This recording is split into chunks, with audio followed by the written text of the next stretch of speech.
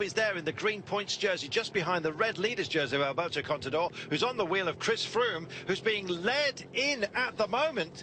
Chris Froome is not averse to featuring in a sprint, we remind you, and today he looks like he's on sparkling form, and that is the British Champions jersey of Peter Kenyick, the Manxman, who's leading them home with 5 kilometres to go. And still we have this trio. The attempted bridge from Francis Tichot and Cofidis from the two Frenchmen has come to nothing, because the big push on has come surprisingly from Sky. Yes, well, it's all about keeping a good position, and the teams who are working, they are having difficulty staying to the fore on this one, and it's Sky who are pushing on here. We can see the man from Team Giant, of course, is Barguil. He's pushing on as well, and this section we can see the cobbles. I think that's something that we're aware of as well. They wanted to get a good position going on to this centre of the road where it is much more easy, and that's the reason I think Sky were pushing on that bit early. As far as Trek Factory Racing is concerned, yes, Stuyven, the big man, has got himself up here. Thought Fabian Cancellara might well try and help him out. Stuyven has featured, he's been fourth just off the podium on a couple of sprinting days. One won by Buani on stage 2 and again on stage 5. Stuyven can't be counted out in this sort of scenario where it's mixed. As you can see, the motorcycle as well is just off and on the cobbles. The smoothest line is dead centre. It's the dividing line that is smooth, and that's what Sky were racing for. Giant, well, they have had their numbers knocked back with 3.8 kilometres to go. It's a 17-second gap, and it's Sky that are pushing on. Luke Rowe maybe today, Sean, for them?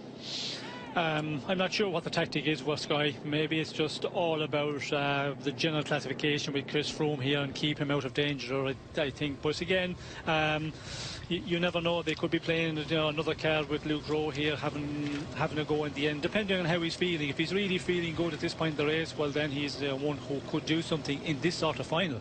They're racing towards the Tower of Hercules, would you believe, an old Roman lighthouse. Well, these guys, it'll be that kind of performance, Herculean, that they're going to have to engage with if they're going to catch this break.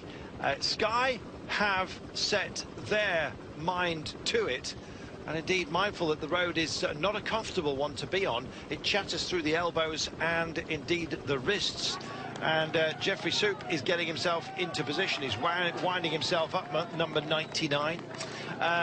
Just over 3 kilometres to go, and still they hold a gap, and still they're out of sight, Sean, because the road snakes around the coast. 3 kilometres, we're about to take on our final little climb before they get to the very last run down. It's like a scoop shoot run onto a flat 2 kilometre section, and indeed they're just about to start it now. So they've taken on the rise, and now it's downhill to the line. Yes, and we can see it's Luke Rowe who is setting the pace for Team Sky here. So it's all about the general classification man in the team, Christopher Froome, as they come off that section of cobbles, and that was a long one, and I did not expect it to be go on for that length. And we can see here that up front, they're really just about to be caught.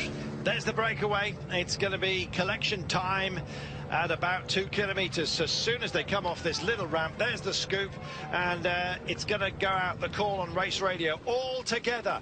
And all the big names are together, and the sprinting primes are all here as well. There is the green jersey of the German, John Degenkolb. No teammates left around him. He's just bedded in front of Michael Matthews, the Australian, who wants a stage win.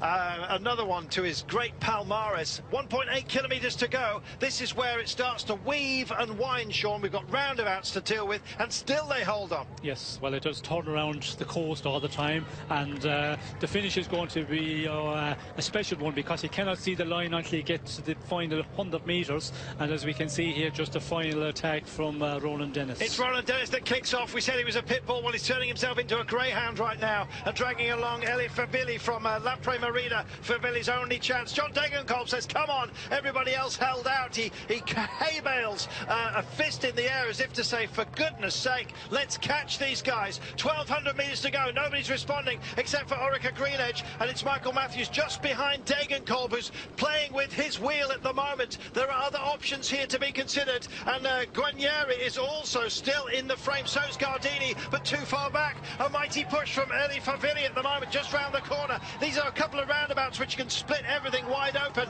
They're battling for position right now, and Orica have assembled a very late train right now. Giants have also got spare hands, and there is Soup, who's come up towards the fore for Francis Desjeux. Time to dig in. Who's going to be? Who's it going to be? Possibly Philippe Gilbert is having a look, thinking of going for a very, very long one. The BMC rider, the Belgian, former Belgian champion, the real Belgian champion of the day is not there, and Ferrari goes, and he hits the front. Out front, he's dragging others with him. Gilbert's joining the fun. There's the green jersey of Degenkolb. It's all too late. Has he been squozen out? Stuyven's also being held towards the barriers. Oh, it may well be a mystery man as far as you're concerned later on today. Pozzato's there, so is Ferrari, and Degenkolb, has he left it late? He goes to the middle of the road. The man in the green jersey, it's Matthews alongside him. Matthews surely versus Degenkolb. Oh, and Degenkolb reigns supreme yet again. Stuyven, I think it was, at the line for Trek Factory Racing. Stunning effort by him, the Belgian, for Trek, and indeed the Australian Michael Matthews.